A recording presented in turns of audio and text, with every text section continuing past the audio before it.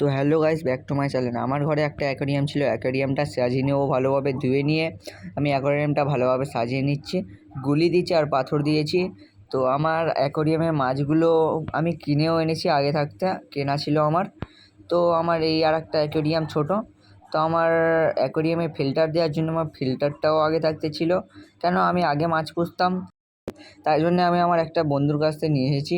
বন্ধুর দেখে আমারও ইচ্ছা হলো একটু মাছ পোষার। তো আগে থাকতে আমার কাছে সব কিছু ছিল, অ্যাকোয়ারিয়াম ছিল। তো ভেঙে যাওয়ার ফলে আমার একটা ক্যারেট নিয়ে আমি ওই ক্যারেটে মাছগুলো জল দিয়ে ভালোভাবে ফিল্টারটা দিয়ে আমি মাছটা রেখে দিলাম। এই আমার কিছু অ্যাকোয়ারিয়ামের মাছ। তো সব মাছগুলো আমি ক্যারেটে ছেড়ে দিয়ে লাস্টে আমার অ্যাকোয়ারিয়ামের ফাইনাল লুক দেখো কেমনি লাগছে। একটু লাইট টাইট দিয়েছি। এগুলো আমার ছোটো ছোটো গাপ্পি মাছ, অনেকটা সুন্দরই দেখতে লাগছে। এবারে দেখো তোমরা, এবার দেখা হচ্ছে নেক্সট মিনি ব্লকে।